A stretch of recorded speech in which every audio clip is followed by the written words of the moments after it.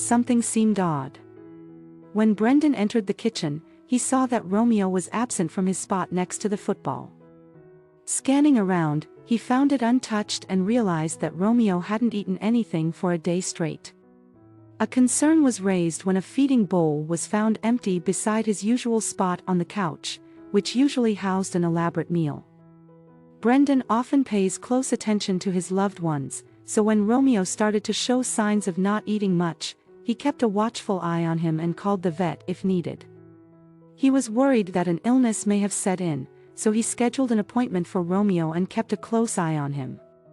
Brendan hoped that Romeo was just having an off day and would soon improve as their time together continued. As the day progressed, Brendan noticed that Romeo hadn't moved around much and his tail barely wagged, which was unusual for. As time passed, it became increasingly obvious that something was wrong with him. The vet could potentially find out more about what's going on with him and help give some closure as soon as possible. Brendan knew that the sooner he left, the better it would make his elder dog's life. Unfortunately, the vet delivered some bad news. It appeared that Romeo was in poor health and was slowly deteriorating. In fact, the vet mentioned that Romeo had little time. This news was quite devastating for Brendan as he loved Romeo very much, and the thought of losing his furry friend was heart-wrenching. As he returned home, he couldn't help but think about all the wonderful memories he had shared with Romeo. Over the years, the walks in the park, the games, the adventures, the moments of coddling on the couch all flooded back to him. Brendan knew that he was losing his loyal companion and it was hard to accept. Quietly he began to sob, trying to come to terms with the fact that Romeo was on his way to death. Although Brendan felt helpless, he knew that he wanted to make the remaining days of Romeo's life as happy and comfortable as possible. He promised to cherish every moment with his very friend and give him all the love and attention he deserved. As Brendan sat with Romeo, he couldn't help but think about the day he had. It had been a time of great turmoil in his life with his divorce, causing him immense pain and suffering. Brendan had felt lost and alone, and he often spent his days aimlessly wandering around the city, hoping to find some peace of mind. One day as he was walking, he spotted a dog eating out of a fast food bag. He slowly approached the dog and made some clicking sounds with his mouth. The dog immediately perked up and came running toward. At that moment, Brendan didn't know if the dog was running at him with good intentions or not, but he had taken a chance and allowed him to come closer. Much to his surprise, Romeo had come right into his lap and started licking his palm. Brendan had been taken aback by the dog's friendly behavior, but he soon realized that Romeo was just seeking some affection and attention. The dog leaned back as if asking Brendan to pet him, and Brendan obliged. From that moment on, their bond grew stronger and they became inseparable. Brendan couldn't help but smile as he remembered the joy that Romeo had brought into his. Romeo had been a lifesaver for Brendan. After taking the dog in, he had noticed a significant improvement in his mood and overall well-being. Romeo barking at night had forced Brendan to take him outside for walks, which had helped him to become more active and get rid of his depression. He would often run round with Romeo, trying to tire him out so that they could both fall. This had helped Brendan to become more fit and healthy, and he had noticed a positive change in his mental state as well. Romeo's outgoing nature had also inspired Brendan to go on adventures. They had explored the woods, gone hiking and fishing, and even visited several national parks together. They had created a list of places they would visit each year in. Brendan had found a renewed sense of purpose in joy life, thanks to his furry companion. In short, the homeless dog had helped Brendan to rediscover his zest for life and had made him feel alive again. Brendan had made up his mind to take Romeo on one final adventure. A trip to the Grand Canyon. He knew that this might be their last trip together, so he wanted to make it a special one. He began packing everything he needed for the journey, making sure to include all of Rome's favorite treats and toys. He also booked their flights, excited at the prospect of spending some quality time with his furry friend in one of the most beautiful natural wonders of the. As he prepared for the trip, Brendan couldn't help but feel a sense of bittersweet anticipation.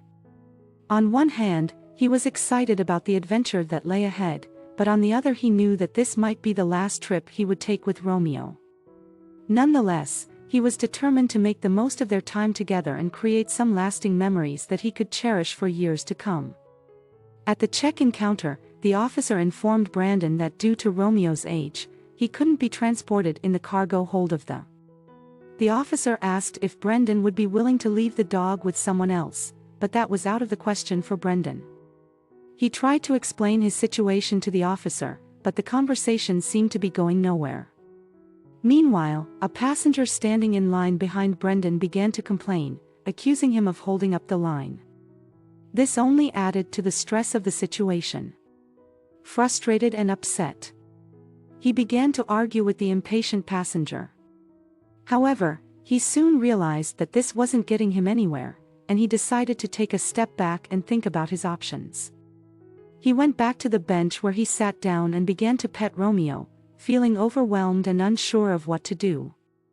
As he sat there, he noticed the captain and his crew approaching the gate. It was then that Brandon had an idea. He mustered up the courage to approach the captain and asked him if there was any way he could take Romeo on board with him. He explained the situation and how important this trip was for him and his beloved dog. "Excuse me, sir, are you the captain in charge of the flight to Flagstaff?" Brenda asked, trying to get the attention of the busy man in the pilots. "Yes, I am. How can I help you?" replied the captain, glancing at Romeo and smiling. "I'm having trouble bringing my dog on board. The check-in officer says it's too old to travel in the cargo hold, and it's really important for me to bring him along. Do you have any suggestions, Brendan?" asked pleadingly. "I understand how you feel, sir, but unfortunately I don't have the authority to override the rules." "I'm sorry," replied the captain sympathetically. "Is that a German mix?" he asked, noticing the dogs. "Yes, it is." "How did you know?" Brendan was surprised by the captain's knowledge. "I used to know one well. I wish I could help you more, sir," replied the captain, his lips tightening in regret as he started to walk away. As the captain left, Brendan continued to pet Romeo, feeling helpless and unsure of what to do next. "Come on, Romeo. Looks like we'll have to take the long drive," Brandon said, disappointed. Just then the captain turned around and approached. "Excuse me. Did you say Romeo?" the captain asked, looking at the dog. "Yes. That's my pup, Romeo," Brendan replied. I think I know who you are." "You must be Brendan," the captain said with a smile. "How did you know?" "Yes, I am." Brendan was getting curious. Captain started beaming as he connected all the dots. "Does the name Lloyd Garner ring any bells for?" Captain asked. Brendan gazed off into the distance and pondered intently on why the name struck a chord in his memory. Suddenly he lifted his head with a realization, knowing precisely who the captain was referring to. When Brandon found Romeo, he initially brought him to a shelter with the intention of reuniting the dog with its owner. However, after a week had passed with no one coming forward to claim Romeo, Brandon decided to keep him for himself. After forming a strong bond, Brendan considered enrolling Romeo and himself in a training program. It took them 2 years of consistent training to pass the certification. While out with Romeo, one day Brendan received a message from a friend who worked at the police department about a missing 81-year-old man with Alzheimer's and dementia. The man had been missing since 5:20 p.m. and it was now 8:45 p.m. He was only wearing a thermal shirt and pajama pants, and the temperature outside was 33 degrees. Despite the police department's use of bloodhound teams, they still needed additional help and asked if Romeo could assist in the. Brendan and Romeo joined the police department's bloodhound team to assist in the search. They started by following a scent from a robe that was given to Brendan by the police department. However, they soon discovered that the subject's son had also worn the same robe, so the scent became contaminated. The team then had to switch to a different scent, and eventually Romeo picked up a fresh trail. When they reached the area where the bloodhound lost a scent, they encountered firefighters who had already searched the area visually and with a thermal imaging. The surrounding area was mostly bordered by steep canals, making it difficult for someone with mobility issues like the missing man to traw. After checking the canal's edge, they retraced their steps and followed the wind back to where the trail was lost. Eventually, at around 1:15 a.m. Romeo barked once as he had been trained to do. Brendan was nearby and quickly found the missing man lying on his side by a shallow ravine, holding Romeo away from his face as the dog liked to lick people's face. After the successful rescue operation, the 81-year-old man was hospitalized and discharged. A few days later, when he was feeling better and able to speak, his wife asked if he could recall any details about his ordeal. He replied that he couldn't recall how he ended up in the ravine, but he vividly remembered the dog that licked his face. The whole family was laughing. The man's wife was overwhelmed with emotion. She hugged Brendan tightly and thanked him with tears in her eyes. The man's daughter, who lived far away, sent a heartfelt message to Brendan thanking him and Romeo for bringing her father back to her. She told him how much her father loved dogs and how he used to have one when she was a child. "I am the son of Lloyd Garner. My name is Ethan Garner." The captain said the captain's words left Brendan in disbelief as he struggled to process the coincidence that had just occurred. It was as if fate had orchestrated their meeting in a way that was beyond comprehension. The captain said that he had been at work when his father went missing and was unable to thank Brendan and Romeo for their heroic actions. When he returned home, he asked about Brendan Banks and was told that he was a modest man who preferred to stay out of the limelight, despite not being able to express his gratitude in person. Ethan was thankful for their intervention and felt that it was a sign from God. The captain's face was filled with joy as he spoke. "Mr. Banks, thank you for bringing my father back," the captain said and hugged Brenda. Brendan was looking at the captain. Then he looked at Romeo and said, "Well, if it wasn't for this guy, I don't know where I would be. Thank you, buddy, for coming into my life and giving me so many bright moments." Brendan was crying. The captain smiled, widened as he watched Brendan wipe away his tears. "Well, I suppose today I'm going to bend some rules." The captain. "They're going to fly first class and see the Grand Canyon." Brendan's eyes immediately widened in excitement and a big grin spread across his face as he petted Romeo and then hugged him tightly. Brendan couldn't believe his luck. He sank into the plush leather seat, feeling grateful and overwhelmed by the unexpected kindness of the captain. He looked over at Romeo, who was curiously peering out the window, his tail wagging and excited. The captain announced through the speakerphone that they had 2 special passengers on board, Mr. Banks and his heroic dog, Romeo, who had saved the captain's father's life. A few years ago, the announcement was met with a round of applause, and the passengers on the plane looked at them with admiration and appreciation. Brendan felt a little uncomfortable at first with all the attention, but he couldn't help but feel proud of Romeo and himself. He glanced over at Romeo, who was wagging his tail and panting.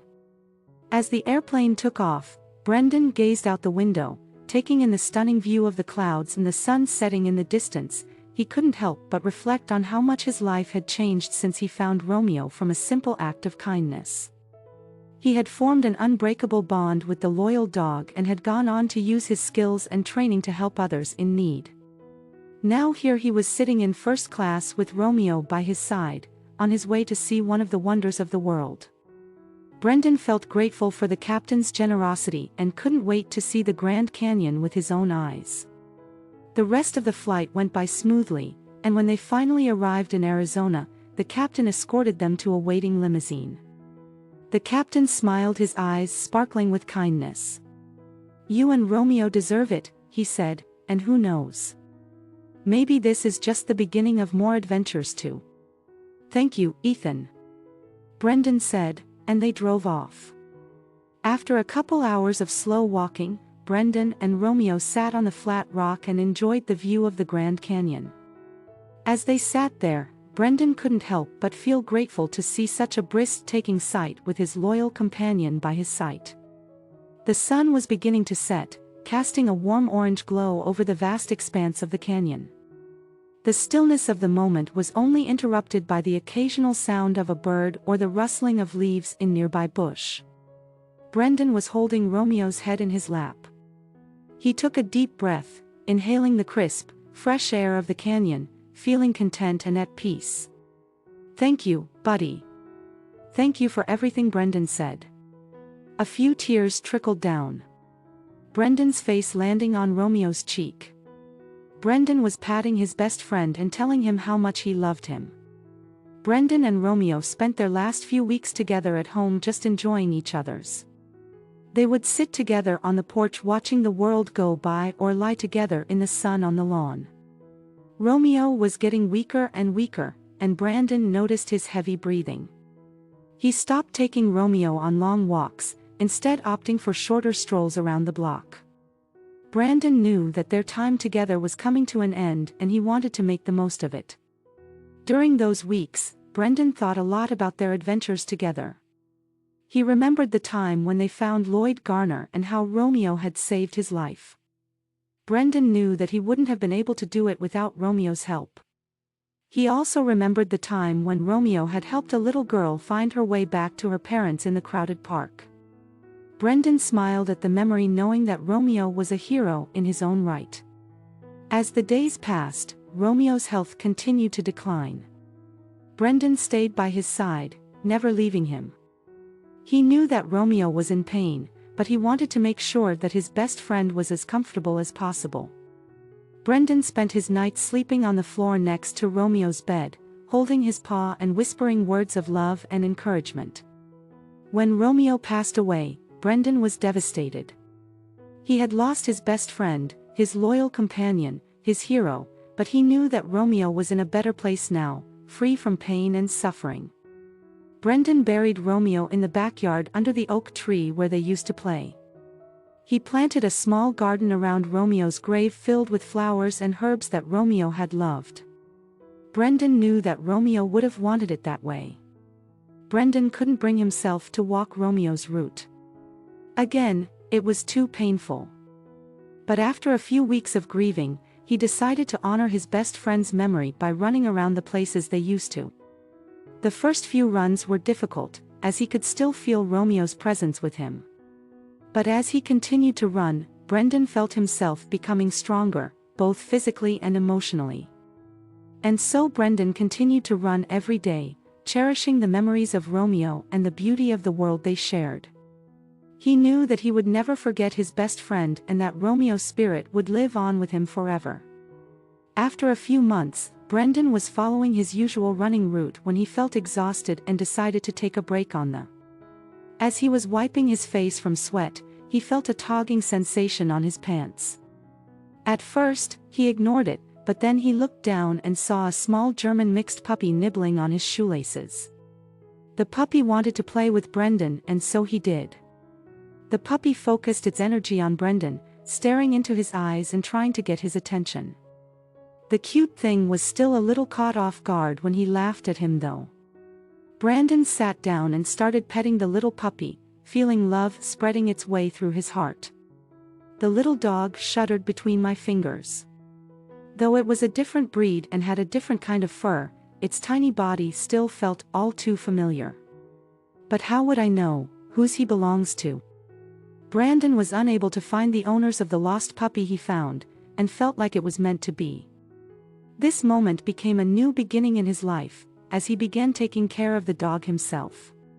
Brendan was finally able to acquire a new furry and named him Rex. Now they're embarking on their adventures together. They started a new life, just the two of them. Brendan had known from day one that Romeo would always be in his life, and so he was grateful for having Rex by his side to explore the world with him.